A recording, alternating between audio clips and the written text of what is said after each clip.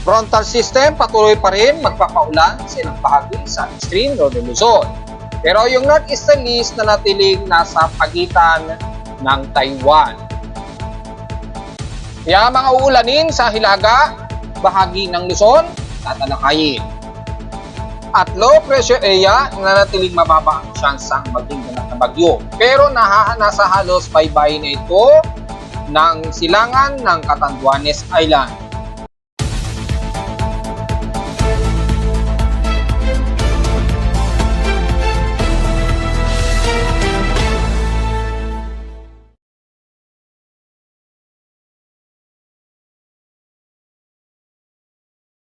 Hello, good morning mga folks. Welcome po muli sa ating Daily Weather Bulletin at Analysis para sa araw ng Linggo, October 13, 2024. Ang oras nating boss may maga ay alas 11:32 na ng umaga. Matitinding mga pagkulog at pagkidlat pa rin ang umiilan, lalo na dito sa bahagi ng Lodo Luzon, lalo na sa hilagang silangan pati ng Luzon na kung saan ay mas mataas ang accumulated rainfall dyan na nakakaranas ngayon ng mga ilang moderate and some heavy rain showers sa bahagi nga po ng Cagayan Valley o lalo na sa baybayin ng Cagayan Valley at dulo ng Isabela at Aurora region. Sa ilang bahagi pa rin ng Northern Luzon ay magkakaroon pa rin tayo ng mga ilang katamtaman na lagay na panahon lalo na sa kanluran at makakaranas pa rin ng mga localized thunderstorms kagaya pa rin kahapon. So almost stationary ang mararanasan yung mga kalat-kat at pag-ulan mga puksa. So pag-ready pa rin kayo ng payong gaya na lamang ng matitinding pag-ulan na naganap kahapon sa bandang Bulacan area. Hindi naman umabot dito sa amin sa Caloocan pero rinig ang tindi ng lightning strikes. Anyway, base sa ating lightning detection system, as of 11:30 AM, nasa 193 total lightning strikes na po ang naitala dito sa amin sa Caloocan. Makikita dito sa animation ng ating lightning detection system. Typically, sa may bandang silangan ng Lodo Luzon, ang madalas nagkakaroon ng mga pagtulog at pagkilat. Meaning, nakakaranas sila ng mga moderate and heavy rain showers ngayon dyan. At base sa ating live Doppler radar imagery, makikita ang mas moderate at heavy rain showers dito sa may bandang hilagang silangan nga po. Umaabot sa may bandang Kasiguran, Aurora, Isabela, at ilang pati sa may baybayin ng Cagayan Valley ang nakikitaan nating accumulated rainfall dito at may mga pagtulog at pagkilat. So sa mga kababayan natin dyan sa Cagayan, at sa ilang bahagi ng Cordillera, kung sakaling magpang-abot dyan, ingat po dahil matindi ang mga cloud-to-ground lightning strikes namin dyan. Which is hindi naman tayo nagkamali ng ating analysis since kahapon. At base sa ating dashboard, may thunderstorm advisory tayo. As of 11 AM, huling report ito. Nasa within 1 to 2 hours dyan sa may bandang Bico region, bandang Catanduanes, sa Birac Bato at Baras. Sa may bandang Marinduque naman sa Torrejeros at Buena Vista. Sa parteng Sorsogon naman, Bulan at Magallanes. Nasaan ito sa loob ng dalawang oras o sa karatig bayan nito. So meaning doon sa may bandang Bico region po. So mag-ready po dahil may mga cluster po na mga isolated rain showers ang namumuo ngayon dyan. Sa ating current conditions, overcast, gloomy, so hazy pa rin tayo, partly cloudy, pero medyo humid ang umiira sa amin sa Caloocan, base na rin sa ating outside temperature, yung medyo mataas. At according sa ating heat index, kasalukuyang nasa 40.7 degrees Celsius. Sa lowest temperature nito na aking weather station, kaninang 5:51 AM, na nasa 25.6 degrees Celsius ang pinakamababa sa amin. At kahapon, nakapagtala kami ng pinakamataas na air temperature na 32.7 degrees, 32.7 degrees Celsius ang naitala sa amin pinakamataas na temperatura kahapon nito ng umaga at 11:30 AM. Meaning mataas ang aming naging heat index despite na nasa 44.7 degrees Celsius ang pinakamataas na init pandama sa amin sa Caloocan. Samantala sa PX16 in past 24 hours, ang NAIA naman ang nakapagtala ng 34.7 degrees Celsius na pinakamataas na temperatura sa bansa so far. At sa pinakamababang temperatura naman sa Baguio, stationary at 17 degrees Celsius lamang ang pinakamababa sa kanila. Pagdating sa Inulan, ang Malay-Balay Bukidnon, dyan sa may bandang Mindanao naman ay nakapagtala ng 139 mm na total rainfall. Sa amin sa Caloocan, umulan naman sa amin pero light drizzle rain lamang umabot ng 0.9 mm.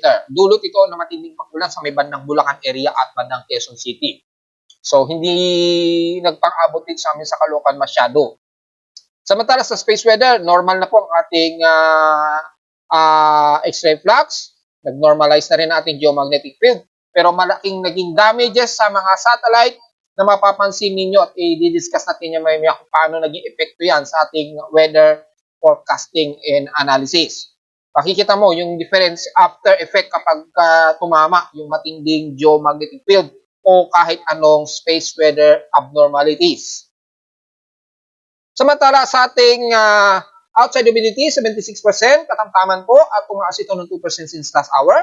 1,009 hectopascals pa rin ang ating outside atmospheric pressure, meaning steady ito since last hour. Anytime, magkakaroon tayo ng mga biglaang pagtulog at pagkilat niyan. So, isolated po yan pagka mga nasa 1,009. Pagka nasa 1,007 kasi, between, mga thunderstormy po yan kadalasan. Sa ating low tide status po natin, may 2 hours and 48 minutes at low. So, medyo moderate lamang o nasa pantay lamang ng high and low tide. So, medyo layo-layo na kayo unti-unti. Pero kaya-kaya pa po sa pampang ng Manila Bay at ilang karatig bansa sa baybayin. Pero mga bandang alas 2 na ng hapon, medyo lumayo na po kayo dahil low tide na po tayo niyang oras na yan. Sa ating almanak, sumikat ng haring araw, kaninang 5:47 a.m. Tinasang lulubog ito mamayang 5:37 p.m.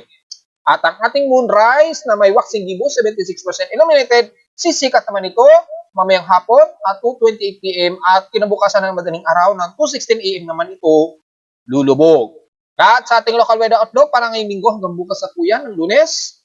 So, Lunes ay pasok na po tayo sa second week na. So, dito na inaasahan natin may patapos o makukumpleto ang transition to amihan season. So, within that week ay expected matatapos na yung transition. So, probably mga 15. Mga 15, yan. Mga 16 or between 15 to 19. Yan, mga ganyan. Kung medyo magiging late siya, mga October 20. So, siguro within this week po, maglalaro sa mga araw na yan na matatapos po. Once na mag-touchdown yung ating sea line sa parte ng po ng Batanes Group of Islands na. Malamang yan ang magiging senyales para magtapos na ng tuluyan ang transition to amihan season. So sa ating namang local weather outlook ay nasa natin magiging maulan pa rin. Sana mga isolated, puro isolated lamang. Hanggang bukas pa rin yan ha. So kung titingnan natin sa short-term weather forecast in 3 days sa taas, yan, ay nasaan pa rin natin isolated at may mga pagtulog at pagkidlat pa rin hanggang Martes yan. Pero as time goes by, bumababa ang tsansa ng pag-ulan sa amin. At 70% bukas ang Lunes and 30% naman pagdating ng Martes. Pero isolated and partially cloudy pa rin ang iral sa loob ng 3 araw. Meaning, sa iba't ibang bahagi po ng bansa, ay patuloy pa rin tayo makakaranas ng mga puro isolated rain showers. At mas madalas, magkakaroon ng mga kalat na pag-ulan ng localized thunderstorms sa bahagi pa rin ng Luzon area, especially kung saan mas malapit ang ridge o yung pinaka-frontal system. So, highest and lowest temperature expected, maglalaro sa 32 degrees Celsius and lowest temperature expected, 25 to 26 degrees Celsius. So, diretso agad tayo sa ating ginagamit na satellite imagery. Makikita po sa heavy rain potential. Ayan, satellite na yan ay matinding pag-ulan sa bahagi ng hilagang silangan ng Nodo Luzon. Damay na bahagi ng Batanes Group of Islands. Base dito sa animated satellite imagery natin ginagamit. Heavy rain potential po ang bahagi nito ng bandang Apari. Yan. Hanggang sa parte ng Cagayan Valley. So, damay-damay na dyan ang Isabela, Cagayan. Yan. Hanggang dito nga po sa may bandang Casiguran, Aurora, pababa ng bandang Baler, Aurora. So, mas madalas po kayo makakaranas ng ilang moderate and cluster na isolated rain showers. Kasi cluster po, yung mga kulay pa na yun, kulay pink na yan. Yan yung mga heavy rain clouds. So, yan yung mas malakas ang buhos ng ulan. Makikita natin na cluster po siya o clustered siya, kalat-kalat. Kaya anytime bigla kayo makakaranas ng bigla buhos ng ulan. Kasabay na matitinding magpulog at pagkidlat, hanggang sa may bandang Pagudpud, dyan sa may bandang Ilocos Norte. Makakaranas pa rin kayo. Mapapansin natin yung ridge o yung frontal system, tinatawag yan ay pag-asa madalas, ay yung ating shear line. Yun. Tinatawag na shear line. Northeasterlies naman ang nagbubunsod ng salubungan ng init at lamig dito sa pagitan ng Taiwan. Ayan. Ito yung northeasterly surface wind flow At ito naman yung mainit na hangin, yung easterly trade wind natin na may dalang mainit na hangin. Sumasalpok kasi siya dyan. Yan. O yung easterlies, yan. Sumasalpok siya dyan. Ang tendency po, yung salubungan dito ng init at lamig, nagbubunsod po yan ng mga cluster, mga kaulapan, sa bahagi nga po ng area na yan ng Northern Luzon na magbubunsod, na makakalakat nga po ng pag-ulan. Bigla ang buhos ng ulan na moderate to heavy rain showers, kasabay ng mga localized thunderstorm. Kapag ganyan kasi ang combo niyan, sa lubungan ng init-lamig, alam na natin mangyayari. Talagang thunderstormy po talaga yung localized thunderstorms. Matitinding buhos ng ulan minsan. Biglang minsan nagda-downpour bigla. So, mag-iingat na lamang yung mga kababayan natin. At wala dyan sa bahagi nga po ng Lolo Luzon, pero sa may bandang kaluran, despite nakatamtaman kayo dyan, asahan pa rin ang medyo mataas na water vapor. Bakit? Makikita natin sa ating water vapor satellite imagery ng CMMS. Buti naman, medyo normal, hindi siya naglukod, dulot ng solar flare. Makikita natin na mataas ang water vapor sa may bandang kaluran pa rin ng Luzon. Bagamat mas manipis siya ng konti, asahan ang mga ilang light to moderate showers ang makikitaan natin dito. Medyo susumpong-sumpong yan. Hindi gaya sa bahagi ng Cordillera Administrative Region at dito sa may bandang pababa ng Benguet, yan hanggang bandang Central Luzon, medyo katamtaman po tayo dyan. Halos hindi masyado nagtataverse yung makapal na kulapan dito. Well, salamat na lamang sa kabundukan ng Sierra Madre dahil napi-filter out niya yung makakakapal na kaulapan dito sa may karagatan ng silangan ng Northern Luzon. So pagpasok sa pinaka-inner ng Sierra Madre, medyo kukunti lamang at maninipis na kaulapan. So ano magiging evidence natin yan? Kung sisilipin nyo ang TRM, makikita ninyo na sasala po ng Sierra Madre ang most ng kaulapan dito sa baybayin, sa silangan ng Northern Luzon. Pagpasok dito, manipis na lamang. See? So, mapapansin natin yan sa TRE. Mapapansin nyo, makapal ang kaulapan. Yan. Yung bali sa true rated color. Pagpasok dito, bandang Sierra Madre, kukonti, numipis na po siya. So, kung pagbasahin naman natin sa kapal ng ulap o yung cloud weight, yan. Makikita ninyo sa cloud weight, buro silangan ng baybayin ng makakapal na kaulapan. Pagdating dito sa loob ng Sierra Madre, makikita ninyo manipis na lamang siya, yung makapal na water vapor. So, malakas ang buhos ng ulan dito. Pagpasok dito, kukunti na lamang. So, kaya importante po na hindi lamang iisang satellite imagery ang ating ginagamit. Kasi po ay iba-ibang gamit o uses para ma-analyze natin yung weather. Kasi kung gagamitin yung TRM, mahirap ma-distinguish kung hanggang saan yung makapal na kaulapan. Pero pag gumamit tayo ng water vapor o yung cloud weight, yan, yung bigat ng kaulapan, makikita po na hanggang dito sa may border ng Sierra Madre, napipigilan yung makakapal na kaulapan nito na dudulot po ng matitinding pag-ulan. So pagpasok dito sa mainland ng Northern Luzon, medyo kukunti na lamang. Kaya kung mapapansin ninyo sa ating rainbow imagery, ay manipis na lamang. At halos mga ilang light to moderate lamang ang umaabot dito sa may bandang Cordillera Administrative Region, Ifugao, at hanggang dito sa may bahagi nga po ng Central Luzon. Pagdating dito sa may bandang kaluran, halos fairly weather po ang umaabot. So hindi masyado dahil puro kabundukan din naman kasi yan eh. Kaya yung traversing ng kaulapan, medyo nasasala. Hindi nagpapang-abot. Unless kapag tuwing habagat season, lumalakas naman ang pag-ulan dito dahil dito kasi nanggagaling yung ulap na may dalang ulan. Since ngayon wala na tayong habagat, kaya yung nanggagaling sa silangan, nahaharang ngayon ng mga kabundukan. So, yun po ang matinding paliwanag dyan, ha? Siguro naman, naintindihan nyo na.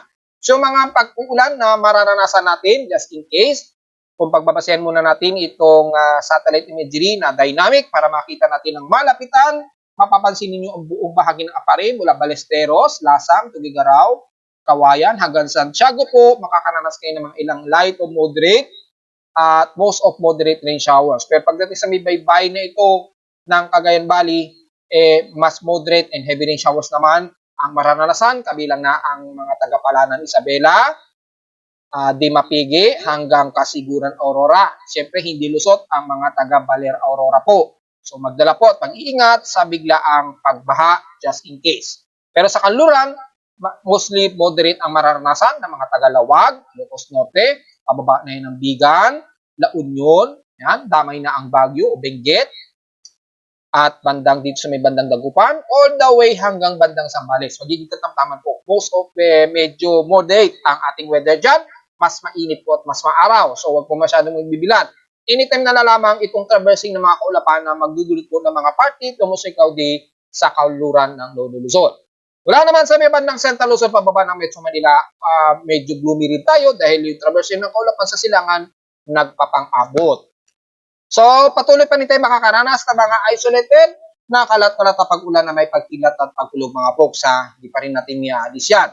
Mula sa Metro Manila hanggang dyan sa bahagi ng Calabarzon at lalo na sa parting Bicol Region, most of eastern sections ng bansa, nararamdaman na natin yung climate war na ating binabanggit ng ilang beses sa mga nakarang taon. Every year naman po yan, nararanasan naman po natin ang pagbabago ng klima dahil every October, November to December, usually mas na inuulan na po ang climate war ng parte ng bansa. Yan, most of eastern sections ng bansa mas unti-unti na kayo makakaranas ng mga pag-ulan. Hindi gaya sa amin sa Kanluran, kasama ang parting Metro Manila, hindi na gaano nararanasan ang mga matitinding pag-ulan dahil tapos na po ang habagat o southwest monsoon sa amin sa Kanluran. So sa inyo naman dyan sa mga taga-silangan, mas makakaranas naman kayo ng mga pag-ulan. Dulot nga po ng easterly trade wind dito na dumadaloy nga po. Kaya mapapansin nyo, mas maulap dito sa may bandang silanganan ng bansa. Hindi masyado sa kanluran ng bansa. So yun po ang paliwanag diyan. So hopefully ako ang nakapagpaliwanag nito. So madalas sana sa ating mga meteorologists pinapaliwanag natin ng maigi sa ating mga kababayan. Kasi ang mga kababayan natin minsan kailangan natin isaulo sa kanila yung epekto ng klima kasi minsan nagrereklamo sila bakit ganito umuulan sa amin, maaraw naman. Bakit nung nakaraan, araw naman, bakit biglang umuulan dito, ganon. So, pinapaliwanag din natin yung pagbabago po ng klima kada season. So, dahil po amihan season tayo, madalas mas inuulan po ang most of eastern sections ng bansa. Yan, yung climate po na. Kung titingnan niyo yun kay Pag-asa, in-explain dyan, Pag-asa, yung pagbabago ng klima o yung tumataas na average rainfall kapag bandang October to December na nga po yan, hanggang unang buwan ng susunod na taon. Madalas dyan ang mataas na umuulan. Hanggang dito sa may Mindanao po yan ha. Kaya mapapansin ninyo, pag bandang November, December, nagkakaroon ng pagbaha sa may bandang Mindanao nito. Yan, minsan dyan sa may bandang Butuan, minsan sa may ilang bahagi ng Maguindanao. Yan, climate 3, climate 2 tsaka climate 4 po kasi ang bahagi na yan na tumataas ang pag-ulan tuwing mga ganitong seasons po. Hindi dito sa may bandang Kaluran. Kasi malinaw naman po, mapapansin ninyo yung kalahati is maulap at maulan. Pero dito sa Kaluran, mapapansin ninyo mas moderate po ang weather systems. Hindi gaya ng mga nakaraang taghabagat season. So mapapansin natin ang differences ng pagbabago po ng klima. So naintindihan na natin yan mga folks ha. Mas madalas po uulanin ang silangan ng bansa. Anyway, dito sa may bandang Bicol region nga po ay partly to mostly cloudy, kalat-kalat din ng ilang light to moderate and some heavy rain showers lalo na sa Camarines Norte and the rest ng Bicol region. Magdala po ng pananggalang ha, lalo na sa hapon o sa gabi, madalas po kayong magkakaroon na ng mga kalat-kalat na pag-ulan. Maging din sa may bandang Eastern Samar Region, mula Masbate, yan, isla ng Burias, buong Eastern Samar. Despite na katamtaman muna, medyo fairly weather tayo ngayon dyan, walang masyadong kaulapan, so medyo mas maaraw muna kayo sa may bahagi ng Eastern Samar Region, kabilang na ang Leyte. Pero ang mga isolated rain showers, lalo na sa hapon sa gabi, hindi pa rin niya iaalis na tumaas ang forecast sa inyo dyan ha. So be ready na lamang. Pero ngayon, maaraw po. So medyo useful pa rin ang inyong mga payong, dahil sa tinding sikat ng araw at mga partly cloudy lamang. Mula sa may bandang South Luzon naman, the rest ng Mimaropa ay fairly weather naman po tayo dyan, partly cloudy lamang, may mga ilang kalat-kalat tamang na mga inaasahang pag-ulan sa may parting Mindoro, lalo na dito sa dulo ng Occidental Mindoro, mula Mansalay hanggang Kaluya. At mula naman sa the rest ng South Luzon, mula Marinduque hanggang Tabyas Island at Tablas Island, rather sa may Romblon at Sibuyan, katamtaman din nalagay ng panahon. Mga isolated rain showers lamang ang maaaring mag-uulan dyan, typically light to moderate showers. And the rest naman ng kaluran ng Visayas, katamtaman din nalagay ng panahon sa inyo, partly to mostly cloudy lang din ang iiral. So kung mapapansin ninyo, sa hindi gaano maulap dyan, Asahan lamang ang mga isolated rain showers sa maghapon, maging sa gabi. Kabilang na ang bandang Cebu, Bohol, yan, at kabilang na rin ang bandang Siquijor at Dumaguete. And sa namin Mindanao, katamtaman din na lagay ng panahon sa inyo, much of fairly weather tayo dyan sa buong bahagi ng Mindanao. Mapapansin lamang ninyo ay unti-unti lamang nagkakaroon ng accumulated water vapor sa the rest ng kalupaan ng Mindanao. Asahan ang mga isolated rain showers na may ilang pagkilat at pagkulog lalo na sa hapon o sa gabi. So magdala na naman ng pananggalang. Hindi lang sa tinding sikat ng araw, kundi sa mga di inaasahang isolated rain showers, maging sa buong Davao Region, mapasok sa Gen man yan, Maguindanao man yan, Lanao del Norte man yan, or the rest ng Zamboanga Peninsula. Samantala, diretso agad tayo sa ating tropical cyclone sector. Mapapansin ninyo, wala pong data tayo dito sa West Pacific Basin. Pero meron po gaya na aking sinasabi, minsan ay nagkakaroon ng problema yung mga satellites ng NOAA. Kung natatandaan ninyo, nagkaroon tayo ng matinding geomagnetic storm na tumama sa mga satellites. So malamang nagkaroon siguro muna ng maintenance. Pero meron tayong backup. Ayan po, hindi nasabi ko sa baba. I-click nyo po yan for fail-proof data. I-click nyo yung next. Ito yung isang section na which is hindi nag-fail kahit na nagkakaroon ng mga solar flares. Yan, ito. Pero ito, every 6, 12, and 24 hours ang madalas na nag-update ito or every hour po ang madalas na updates nito ha. Hindi gaya nito na mas real time. So, ang kagandahan lamang nito, most especially yung latest data nito, official siya. Very close to official data. Hindi gaya sa real time, non-official siya kasi napaka-real time. Mabilis magbago yung galaw. Pero dito is every hour po or every 6 hour po yung latest data. So, most close ito sa pinaka real time. Pinaka real time at saka most of official na ginagamit ng mga meteorologists. Pero ang kagandahan nito, fail-proof siya. Hindi po siya nag-fail. So, kumpleto at may aktibo tayong data. So, may low pressure area pa rin tayo ha. Dito sa may bandang silangan pa rin ng Catanduanes. Bagamat napakahilaw at napaka-disorganized ng sirkulasyon ng low pressure area na to na C91W na natiling nasa 37 km per hour pa rin at bugsong umabot ng 46 km per hour. So, nakakaranas ng yung outer rain trough dyan.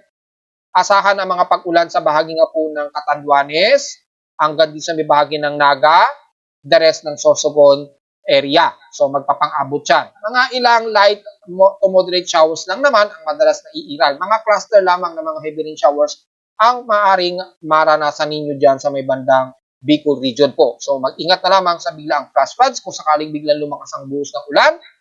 Pero so far, hindi masyado magiging malaking balakid itong C91W dahil wala tayong nakikitaan talaga na maging isang ganap na bagyo ito. Pero yung outer rain trough nito magdudulot ng mga ilang kalat-kalat na pag-ulan. So yun lang mga pinaka-analysis natin kay 91W. Dahil itong C92W na bagong low pressure area, kagabi lamang ito lumabas, napakalayo naman ito sa bansa. So, walang makikita ito na papasok pa ito ng ating Philippine Area of Responsibility dahil halos extratropical na ang kanyang lokasyon at halos pa-northward din ang ikinikilos niya. Dahil kapag babasahin ninyo dito sa ating floater satellite imagery, itong C92W mapapansin ninyo, pa-north-westward ang ikinikilos niya o north-northwestward, pa ganyan. Yan o. Base na rin sa pinaka-central low-level convection niya. So, makikita nyo, pa-north-northwestward ang makikitang kilos niya. So, dahil pa-north-northwestward, malayo na itong pumasok sa kalupaan ng sa pinaka-border man lang ng ating Philippine Area of Responsibility. Sobrang layo. So, kung pa-northwestward ang tumbok nito, maaaring tumbukin nito ang parte ng Japan. Pero unlikely o most unlikely pa rin dahil mababa pa rin o medium pa lang ang kanyang intensification. So marami pang magiging tsansa o mababa pa, magiging tsansa niya maging ganap na bagyo pa. At wala naman kay 91W kung mapapansin natin, halos malapit dito sa may bandang Catanduanes. Ayun, no? Nagloloko lang yung satellite dahil tinamaan ng matinding solar flare yung satellite ng GOS satellites, which is nireport na nga po natin. So yan po magiging epekto sa mga satellite kapag tinatamaan ng matinding solar storm sa outer space. So hindi po binabaliwala ang solar event Kasi yung mga weather vloggers, tila ako lamang ang laging nagre-report sa status ng ating space weather. Kasi nga po, malaki po ang nagiging epekto niyan sa lalo na sa weather forecasting. Tingnan mo nangyayari sa satellite, nagloloko. Oh, galing po 'yan sa Himawari satellite at buong satellite 'yan ginagamit ng mga military, ng infirmary at ng NOAA. At dahil sa may problema po, malamang 'yun ang dahilan kung bakit shutdown or under maintenance po yung isa nating tropical cyclone sector. Pero dahil may backup tayo, fail-proof na data, ay nakakapag-ulat pa rin tayo ng eksaktong detalye ng mga nabubuong mga tropical cyclone. So hindi po tayo nagmi-miss. Kaya gumagawa tayo ng mga ganito na multiple na mga weather monitoring system para kapag ang isa ay nagkaroon ng problema, nag-down po yung isa, meron tayong isang backup. So, malaking epekto niya, no? Dito, nag-blank din, no? Kasi iisa lang yung tropical cyclone sector na ginagamit ng isa nating tropical cyclone sector. Ito, isa lang yung data na sinishare nitong isa. So, wala tayong overlay na nakikita dito. At mapapansin din natin, wala rin tayong ensembles na nakikita. Kasi malamang na under maintenance po. So, yun po ang magiging resulta niyan. At least, hindi naman tayo nakikitaan na may matinding epekto itong C91W. So, walang masyadong magiging problema. Well, kung titingnan naman natin ang tropical cyclone assessment monitoring natin, kung meron bang susunod kay 92W, just in case. Pagbabasa natin dito, maliban kay 91W, wala naman tayong nakikitaan dito sa pinaka-anomaly sa ating West Pacific Basin. Maging sa susunod na 24 oras, at ganun din sa Global Spectral Model, pero may mga shallow circulation nito embedded ng Intertropical Convergence Zone ang nakikitaan natin dito. Pero manipis lamang kasi yung ITCZ ngayon, hindi masyado malakas, so hindi ganun kasapat na magkaroon ng strength of development ng anumang tropical cyclone sa ngayon. At sinabi na nga natin, hanggang this full weekend, wala nga tayong inaasahan na mayroong agresibong low pressure systems na mabubuo sa loob at labas ng ating Philippine Area of Responsibility. Itong C91W, naging case to case lamang ang pagsulpot niyan dito sa silangan ng bansa. At walang nakikitaan na magiging aktibong low pressure yan. Kung babasa naman natin ng convergence monitoring, makikita natin ay medyo malawak lamang yung trough dito along with ITCZ. So, despite na makapal yung ang embedded ng ITCZ dito sa may bandang Marshall Islands, so far wala naman din nakikitaan na anomaly o possible higher convergence dahil napaka-scatter ng mga kaulapan. Pero yung kontrahangin medyo mataas. So anytime sa mga susunod na araw, maaaring magkaroon ng possible convergence development dyan. Pero kung mapapansin natin sa environmental steering environment nito, pataas ang kilos. Ayun, no? So, kung may mabuuman na anumang low pressure area dyan, mapapansin natin, medyo pumataas muna ang magiging kilos ng bagyo. So, may mga ilang vorticity kasi dito, malapit sa may Guam, at medyo mataas yung pressure o medyo high pressure area dito. So, mayroong dalawang high pressure area din sa may bandang northern part ng Japan at dito sa may bandang kalagitnaan ng Mid-Pacific. So, yung dalawang high pressure systems na yan ang medyo magpapalito sa galaw ng anumang bagyo. Medyo high pressure din dito sa may bandang Guam. So, kapag may mabuong low pressure systems mula rito, malamang kung saan may butas, sisingit yan. Dito yan dadaan. Yan. Iiwas kasi yan sa mga high pressure area na yan eh. So probably kikilos pahilaga pag ganyan ang kilos ng bagyo. Unless sa mga susunod na araw, yung high pressure area dito sa may bandang Guam medyo humina o mawala. That's the time na posibleng kumilos pakanluran yung mga low pressure systems just in case mawala itong portion ng high pressure area na yan. So yun po, paliwanag dyan mga folks ha. Pero dahil wala naman tayong nakikitaan na aktibong convergence, wala tayong maire-report tungkol dyan. At wala naman sa ating mga computer models ng mga iba't ibang computer models sa iba't ibang weather agencies abroad. Makikita natin sa data feed, courtesy ito ng Tropical Tidbits pa rin ha. At makikita natin dito is wala tayong nakikitaan kay GFS, SMWF, wala rin. So probably hanggang this coming week, wala tayong ina-expect na anumang aktibong low pressure area na mabubuo. Kay NABGEM, ganun din. May mabuo man, pero gaya ng ating sinasabi, pahilaga ang magiging kilos po niyan. Dahil may nakaharang nga po high pressure area dito sa may bandang Guam at mayroong dalawa dito sa itaas. Ayan, oh. Kitang-kita, 1,024 hectopascals pa nga, oh. Dito sa may Mid-Pacific at dito sa may bandang Japan, o doon ng Japan. So, ipapost natin yan. Ayan. Makikita natin yung high pressure area. Ayan, oh. O, di ba? Dalawa rito, pero dito hindi nakikita, pero medyo may high pressure din dyan eh. So, nakita naman natin sa environmental steering environment. So, kung may babuo man na low pressure, napapansin ninyo, kumikilos yan pa northward, ganyan. Medyo iiwas muna siya dito sa atin sa bansa. So, hopefully, manatili dyan yung high pressure area na yan para yung galaw ng mga bagyo medyo palayo o paiwas sa direksyon natin sa Pilipinas. So, yun po ang magiging significant yan, just in case. Pero dahil wala tayong namamataan hanggang this coming week, wala tayong may comment muna sa ngayon. Sa ulat nito naman, ay merong pagdinig na nadetect kaninang 2:03 a.m. o 2:02 a.m. Ayan, makikita natin. So, tingnan natin kung anong pagdinig yan na naganap. Wala naman dito sa atin sa Pilipinas. Mukhang nasa labas ng bansa. Mga 18:02 a.m. o Universal Time Coordinates. Ayun, meron nga. Dito, nagkaroon ng isang magnitude 6.2 of Costa Rica. Pero malalim yung epicentral depth eh. So, tingnan natin kung medyo may mas malakas pa kaninang madaling araw.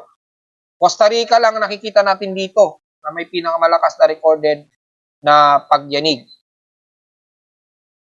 So, oras yan sa Costa Rica ay kaninang 1:43 a.m.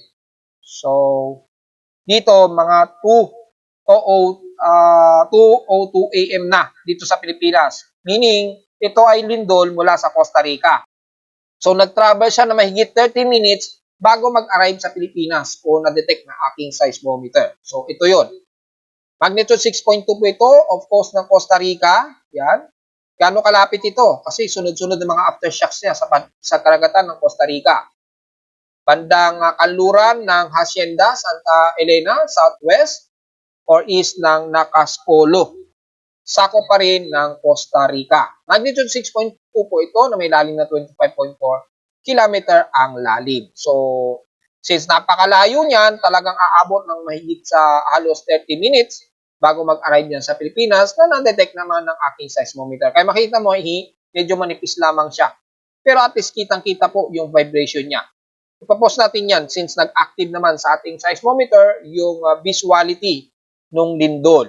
Pero kung titingnan naman natin sa data feed ni PBOX mula kaninang madaling araw ng 12 a.m., tingnan natin kung mayroong magnitude 4. Mukhang wala po tayong natilang magnitude 4 hanggang sa oras na ako'y nagli-report. Ang huling oras ay 11:48 a.m. dito sa may bandang northwest ng Caluya, Antique. May magnitude 2.1. Ito yung pinaka-latest. So, since latest siya, wala tayong nakikita na kasunod na malakas na pagyanig. So far, wala tayong nakikitaan dito na magnitude 4.0. Pero kung titingnan natin yung historical earthquakes, kung nakakailan na po ba tayo for the month of October, aabot na ba sa mahigit 500 total earthquakes? Yan, for the month of October 2024,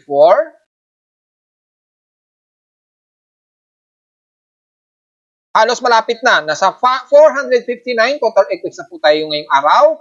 At 425 dito is magnitude 2.0, 32 sa magnitude 4.0, at mukhang meron na tayong isang magnitude 5 na naitala. Ayun, ni-recover, labo talaga nito ni PBOX. Nung nakarang araw lamang is magnitude 4.7 yan eh.